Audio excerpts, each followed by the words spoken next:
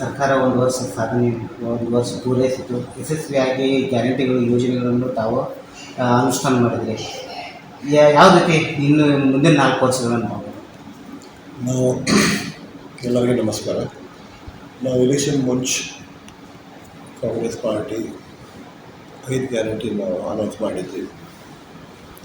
ಸರ್ಕಾರ ಬಂದ ಮೇಲೆ 3 ತಿಂಗಳ ಒಳಗೆ ಎಲ್ಲ ಗ್ಯಾರಂಟಿ ನಾವು ಪ್ರಾರಂಭ ಮಾಡಿ ಎಲ್ಲ ಮನೆಗೆ ಗೃಹಲಕ್ಷ್ಮಿ ಆಗಲಿ, ಗೃಹ ಜ್ಯೋತಿ ಆಗಲಿ, ಶಕ್ತಿ ಆಗಲಿ, ಅನ್ನಭಾಗ್ಯ ಇರಲಿ, ಯುವ ನಿಧಿ ಎಲ್ಲ ನಾವು ಕಾರ್ಯಕ್ರಮ ಚಾಲೂ ಮಾಡಿದ್ದೀವಿ. ಇದರಿಂದ ಮಂದಿಗೆ ಭಾಳ ಬಡವ್ರಿಗೆ ಹೆಲ್ಪ್ ಆಗ್ತಾಯಿದೆ. ಶಾಲೆ ಮಕ್ಕಳು ಶಾಲೆಗೆ ಸ್ಕೂಲ್ ಫೀಸ್ ಇರಲಿ, ಮೆಡಿಕಲ್ ಎಕ್ಸ್ಪೆನ್ಸ್ ಇರಲಿ, ಏನು ಇಲ್ಲ ಭಾಳ ಹೆಲ್ಪ್ ಆಗ್ತಾಯಿದೆ. ಜನರು ಖುಷಿಯಾಗ ಎಲ್ಲ ತಿಂಗಳ ಕರೆಕ್ಟ್ ಮಾಡ್ತಾಯಿದ್ವಿ. ಸರ್, ಇವಾಗ ಬೆಳಗಾವಿ ವಿಷಯ ಕುರಿತಾಗಿ ಭಾರತೀಯ ಜನತಾ ಪಕ್ಷದ ರಾಜ್ಯ ಉಪಾಧ್ಯಕ್ಷರಾದಂಥ ಅನಿಲ್ ಬೆನ್ಕೆ ಅವರು ತಮಗೊಂತಾರೆ ನಾವು ಏನು ಅಭಿವೃದ್ಧಿ ಕಾರ್ಯಕ್ರಮಗಳನ್ನು ಮಾಡಿದ್ದೀವಿ ಅದನ್ನು ಮುಂದುವರಿಸ್ಕೊಂಡು ಹೋಗ್ತೀವಿ. ಎಲ್ಲಿ ಹೋದಲ್ಲಿ ರಸ್ತೆಗಳನ್ನು ಹಡ್ತಾ ಇದ್ದಾರೆ, ಎಲ್ಲಿ ಹೋದಲ್ಲಿ ಇದನ್ನು ಮಾಡ್ತಾ ಇದ್ದಾರೆ ಅನ್ನೋಂಥ ಒಂದು ಆರೋಪ ಮಾಡ್ತಾ ಇದ್ದಾರೆ. ಕಂಪ್ಲೀಟ್ಲಿ ಒಂದು ವರ್ಷದ ಸಾಧನೆಯನ್ನು ಶೂನ್ಯ ಅಂತ ಹೇಳ್ತಾರೆ. ಅವ್ರಿಗೆ ನೀವು ತಾವು ಯಾವ ರೀತಿ ಇದನ್ನು ಮಾಡ್ಬೇಕಂತ ಅವ್ರಿಗೆ ಇನ್ನೂ ಗುರ್ತಿಲ್ಲ. 2017 ಯಾವಾಗ ಅವ್ರು ಲೆಟ್ ಆಗಿದೆ ಆ ವೇಳೆಗೂ ನಮ್ಮ ಅಣ್ಣವರು ಸ್ಮಾರ್ಟ್ ಸಿಟಿ ಯೋಜನೆ ಪ್ರಾರಂಭ ಮಾಡಿ 450 ಕೋಟಿ ಸ್ಮಾರ್ಟ್ ಸಿಟಿಗೆ ಬಿಟ್ಟು ಹೋಗಿದ್ದು. 450 ಕೋಟಿ. ನಮ್ಮ ಸ್ಮಾರ್ಟ್ ಸಿಟಿದು ನಮ್ಮ ಪ್ಲ್ಯಾನು ಬೇರೆ ಇತ್ತು, ಇವರು ಪ್ಲ್ಯಾನೇ ಬೇರೆ ಮಾಡಿದ್ರು. ಸ್ಮಾರ್ಟ್ ಸಿಟಿ ಹೋಗಿ ಬರೀ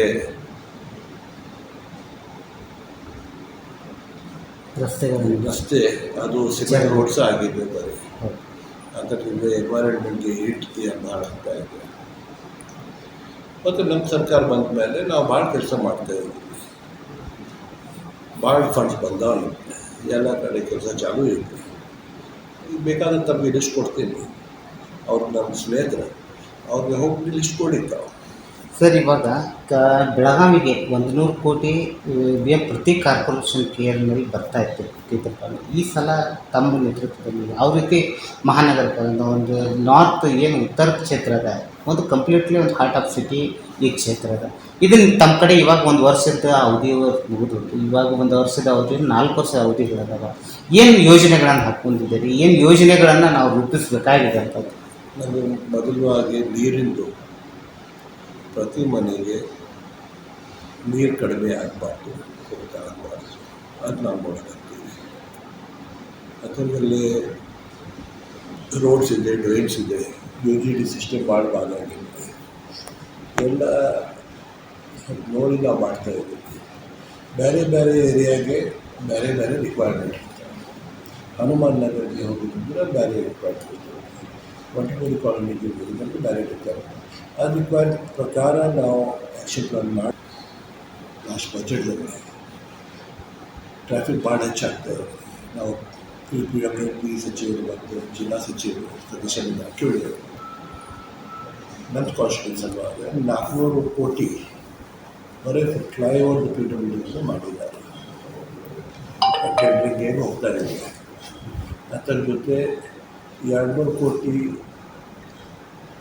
DC ಆಫೀಸ್ಗೆ. ಈ DC ಆಫೀಸಲ್ಲೇ ಬೇರೆ ಬೇರೆ ಕಡೆ ಬೇರೆ ಬೇರೆ ಆಫೀಸ್ ಇದೆ. ಒಂದು ಅಂಬ್ರೆಲ್ಲಾದಲ್ಲೇ ಬರಬೇಕಾಗುತ್ತೆ.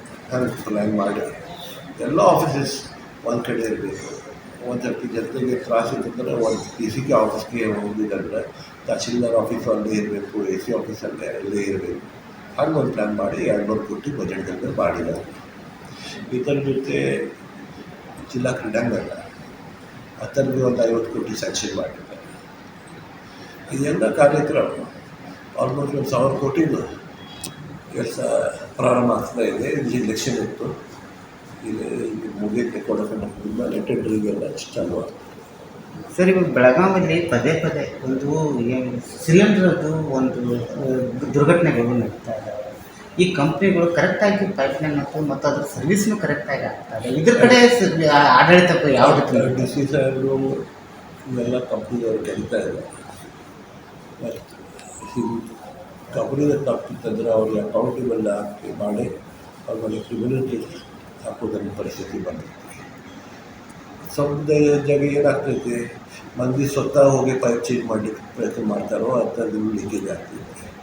ಅದು ನನಗೆ ಎಲ್ಲರಿಗೆ ವಿನಂತಿ ಇದೆ, ಇನ್ನೇನು ಮಾಡೋದಿತ್ತಂದರೆ ಯಾರು ಪ್ರೊಫೆಷನಲ್ ಇರ್ತಾರೆ ಕಂಪ್ನಿ ಮನುಷ್ಯ ಅವ್ರಿಗೆ ಕರೆದು ಅವ್ರು ಮಾಡಿರ್ತಾರೆ. ಅವ್ರು ಕರೆಕ್ಟಾಗಿ ಸರ್ವಿಸ್ ಕೊಡ್ತಾ ಇಲ್ಲ ಅನ್ನೋದು ಜನರದೊಂದು ಆರೋಪ. ಅವ್ರು ಕರಿಬೇಕು, ನಾವು ಕರೀದಂದ್ರೆ ಅವ್ರು ಬರ್ತಾರೆ, ಬಂದು ಮಾಡ್ತಾರೆ. ಸರ್, ಇದಕ್ಕಿಂತ ಬೆಳಗಾವಿದು ಒಂದು ಅಭಿವೃದ್ಧಿ ಪರವಾಗಿ ತಾವೊಂದು ತಮ್ಮ ವರ್ಷದ ಸಾಧನೆ ಮಾಡಿದ್ದಾರೆ. ಈಗಾಗಲೇ ಎಲೆಕ್ಷನ್ ಬಂತು, ಸರ್ಕಾರವನ್ನು ಭಾರತೀಯ ಜನತಾ ಪಕ್ಷವನ್ನು ಕಟ್ಟಿ ಹಾಕುವಲ್ಲಿ ಯಶಸ್ವಿ ಆಯಿತು ಮತ್ತು ಒಂದು ಒಕ್ಕೂಟದ ಪ್ರದರ್ಶನ ಈ ಸಲ ಕಾಂಗ್ರೆಸ್ ಪಕ್ಷಕ್ಕೆ ಒಂದು ಬಲ ನೀಡಿತು ಅನ್ನೋದು ವಿಚಾರ. ಯಾವ ರೀತಿ ನೋಡ್ತಾರೆ ಈ ಫಲಿತಾಂಶವನ್ನು? ಮೊದಲವಾಗಿ ಆ್ಯರೋಗನ್ಸ್ ಬಂದಿತ್ತು ಕೇಂದ್ರೀಯ ಸರ್ಕಾರದಲ್ಲಿ, ಆ್ಯರೋಗನ್ಸ್ ಭಾವನೆ ಇದು ಕನಸು ಆಗ್ತಿದೆ. ಎಲ್ಲ ನಾನು ಅದು ನಡೆದಿಲ್ಲ ನಮ್ಮ ದೇಶದಲ್ಲಿ. ಅದು ನಮ್ಮ ದೇಶದಲ್ಲೇ ಜಾತಿ ಮತ್ತು ಧರ್ಮ ಮೇಲೆ ರಾಜಕಾರಣ ನಡೆಯೋದಿಲ್ಲ. ಈಗ ಕುರ್ತಾಗೈತಿ. ಡೆವಲಪ್ ಮಾಡಿದಂದ್ರೆ ಮಂದಿ ತಂದೆ ನಿಲ್ಲಿಸ್ತಾರೆ, ಸಪೋರ್ಟ್ ಕೊಡ್ತಾರೆ. ನೀವು ಬರೀ ಡೆವಲಪ್ಮೆಂಟ್ ಮಾಡೋದಿಲ್ಲ, ಅನ್ಎಂಪ್ಲಾಯ್ಮೆಂಟ್ ಹೆಚ್ಚಾಗಿದೆ, ಅದು ನೋಡೋದಿಲ್ಲ, ಇನ್ಫ್ಲೇಷನ್ ಹೆಚ್ಚಾಗಿದೆ, ಕಮಾಡಿಟಿ ರೇಟ್ಸ್ ಹೆಚ್ಚಾಗಿದೆ. ಆ ಥರದಲ್ಲೇ ಮಾತಾಡಲಿಕ್ಕೆ ಬಿಟ್ಟು ನೀವು ಬರೀ ಧರ್ಮದಲ್ಲೇ ಮಾತಾಡಿದರೆ ಮಂದಿ ನೋಡಿ ಈ ಥರ್ಟಿ ವೋಟ್ ಮಾಡಿದ್ದಾರೆ. ಈಗ ನಮ್ಮ ಸರ್ಕಾರದಿಂದ ಬಂದಿಲ್ಲ ಅಂದರೆ ನಾವು ಒಂದು ಸ್ಟ್ರಾಂಗ್ ಅಪೋಸಿಷನ್ ಆಗಿ, ಒಂದು ರೆಸ್ಪಾನ್ಸಿಬಲ್ ಅಪೋಸಿಷನ್ ಆಗಿ ನಾವು ಕೆಲಸ ಮಾಡ್ತೀವಿ. ಸರ್, ಎಲ್ಲ ತೆರೆಮರೆಯಲ್ಲಿ ನಾಯಕರುಗಳು, ಇಂಡಿಯಾ ಗಠಬಂಧನ್ ನಾಯಕರುಗಳು, ಬಿಹಾರ ಮುಖ್ಯಮಂತ್ರಿ ನಿತೀಶ್ ಕುಮಾರ್ ಮತ್ತು ಆಂಧ್ರ ಉತ್ತರ ಮುಖ್ಯಮಂತ್ರಿ ಆಗಿದ್ದ ಚಂದ್ರಬಾಬು ನಾಯ್ಡು ಅವರನ್ನು ಸಂಪರ್ಕ ಮಾಡ್ತಾ ಇರ್ತಾರೆ. ಆದರೆ ನಿನ್ನೆ ಮಲ್ಲಿಕಾರ್ಜುನ ಖರ್ಗೆ ಅವರು ನಾವು ಸರ್ಕಾರ ಮಾಡೋಂಗಿಲ್ಲ, ನಾವು ಅಪೋಸಿಷನಲ್ಲಿ ಕೂಡಿರ್ತೇವೆ ಅಂತ ಹೇಳಿದ್ದಾರೆ. ಇವು ಎರಡೂ ಟ್ಯಾಲಿ ಆಗ್ತಾ ಇರುತ್ತೆ. ನಾವು ಒಂದು ರೆಸ್ಪಾನ್ಸಿಬಲ್ ಅಪೋಸಿಷನ್, ಒಂದು ಸ್ಟ್ರಾಂಗ್ ಅಪೋಸಿಷನ್, ಜನತೆ ಹಿಡಿದಲ್ಲೇ ನಾವು ಕೆಲಸ ಮಾಡೋದು. ಸರ್ಕಾರದಲ್ಲಿ ಇತ್ತಂದರೆ ನಾವು ಸರ್ಕಾರದಲ್ಲಿ ಕೆಲಸ ಮಾಡಿ ಅದು ಮಾಡ್ತೀವಿ. ಅಪೋಸಿಷನ್ ಇತ್ತಂದರೆ ಅಪೋಸಿಷನ್ ಪ್ರಕಾರ ನಾವು ಕೆಲಸ ಮಾಡ್ತೀವಿ. ನಾವು ಡಿಸ್ಟರ್ಬೆನ್ಸ್ ಮಾಡಲಿಕ್ಕೆ ಹೋಗೋದಿಲ್ಲ. ನಾವು ರೆಸ್ಪಾನ್ಸಿಬಲ್ ಅಪೋಸಿಷನ್ ಆಗಿ, ಒಂದು strong opposition, value based opposition ನಾವು ಮಾಡ್ತೀವಿ. ಚಂದ್ರಬಾಬು ನಾಯ್ಡು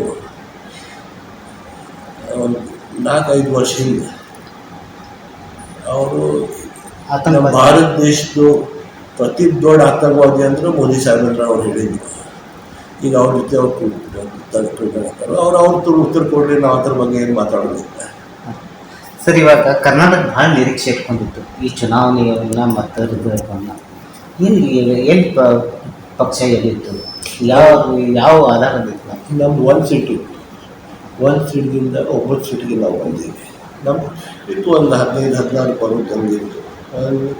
ಲೋ ಮಾರ್ಜಿನ್ದಲ್ಲಿ ಸ್ವಲ್ಪ ಸೀಟ್ ಹೋಗಿಲ್ಲ, ಬೇರೆ ಬೇರೆ ಕಾರಣದಲ್ಲಿ ಹೋಗಿಲ್ಲ. ಈಗ ಮುಖ್ಯಮಂತ್ರಿ, ಉಪಮುಖ್ಯಮಂತ್ರಿ, ನಮ್ಮ ಪಕ್ಷದ ಅಧ್ಯಕ್ಷ ಶಿವಕುಮಾರ್ ಸಾಹೇಬ್ ಮತ್ತು ಸೀನಿಯರ್ ಲೀಡರ್ಸ್ ನಮ್ಮ ಸತೀಶ್ ಅಣ್ಣ ಅವರು ಮತ್ತು ಎಲ್ಲ ಕೂಡ ಇಂಟ್ರೋಸ್ಪೆಕ್ಷನ್ ಮಾಡಿ ಎಲ್ಲೆಲ್ಲಿ ನಾವು ತಪ್ಪು ಮಾಡಿದ್ವಿ ಅವ್ರು ನೋಡ್ತಾ ಇದ್ದೀವಿ. ಸರ್, ಇವಾಗ ಎಲ್ಲ ಶಾಸಕರುಗಳು ಮರೆಯಲ್ಲೇ ಮಾತಾಡ್ತಾ ಇದ್ದಾರೆ. ಬಟ್ ಆದರೂ ನಾವು ಗ್ಯಾರಂಟಿಗಳು ಜನಕ್ಕೆ ಇರ್ತಲ್ಲ, ಗ್ಯಾರಂಟಿಗಳನ್ನು ಜನ ಎಕ್ಸ್ಪೆಕ್ಟ್ ಮಾಡ್ತಾ ಇಲ್ಲ.